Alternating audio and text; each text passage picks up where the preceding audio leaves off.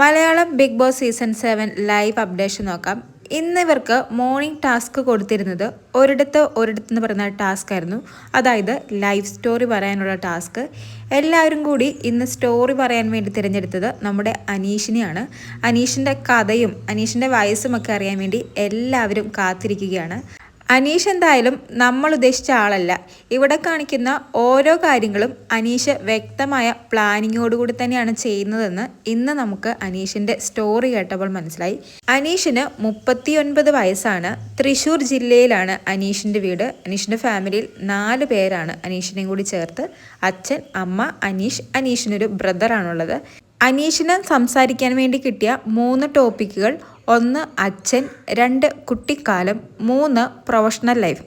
അനീഷ പഠിക്കുന്ന സമയത്ത് തന്നെ കൃഷികൾ ചെയ്തിരുന്നു. നെല്ല് കൊയ്യാനും മെതിക്കാനും, അതുപോലെ തന്നെ കൊപ്രയുടെ ബിസിനസ്സും നാളികേരത്തിൻ്റെ ബിസിനസ്സൊക്കെ ഉണ്ടായിരുന്നു.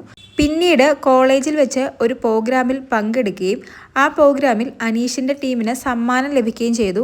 അതാണ് അനീഷിൻ്റെ പ്രൊഫഷണൽ ലൈഫിലെ ടേണിംഗ് പോയിന്റ് എന്നാണ് അനീഷ് പറയുന്നത്.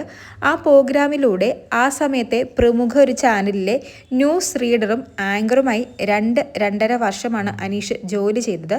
കോളേജ് പഠനം കഴിഞ്ഞപ്പോൾ ജസ്റ്റ് മിസ്സിനാണ് ക്യാമ്പസ് പ്ലേസ്മെൻറ്റ് നഷ്ടമായത്. എങ്കിലും പാസ്സായ ഉടനെ തന്നെ ഒരു ബാങ്കിൽ ഉദ്യോഗസ്ഥരായി ജോലി കിട്ടുകയാണ്. 10 വർഷമാണ് അനീഷ് ബാങ്കിൽ ജോലി ചെയ്തത്. ഇറങ്ങുന്ന സമയത്ത് അനീഷ് ബാങ്ക് മാനേജറായിട്ടാണ് ഇറങ്ങിയത്. ബാങ്കിൽ ജോലി ചെയ്യുന്ന സമയത്ത് തന്നെ സർക്കാർ ഉദ്യോഗത്തിന് വേണ്ടിയും അനീഷ് പരിശ്രമിക്കുന്നുണ്ടായിരുന്നു. ബാങ്കിൽ നിന്നും ഇറങ്ങിയ ഉടനെ തന്നെ സർക്കാർ ഉദ്യോഗം ലഭിക്കുന്നു. അങ്ങനെ സർക്കാർ ജോലിയിലും 2.5 വർഷം ജോലി ചെയ്തു. അതിനുശേഷം ഒരു ലോങ് ലീവിന് അപ്ലൈ ചെയ്യുന്നു. അങ്ങനെ ലീവ് ലഭിച്ച് പിറ്റേ ദിവസം മുതൽ അനീഷിൻ്റെ സ്വപ്നമായ പുസ്തകം എഴുതാൻ ആരംഭിക്കുന്നു. കാരണം അനീഷിൻ്റെ ഏറ്റവും വലിയ ആഗ്രഹമായിരുന്നു എഴുത്തുകാരനാകണമെന്ന്.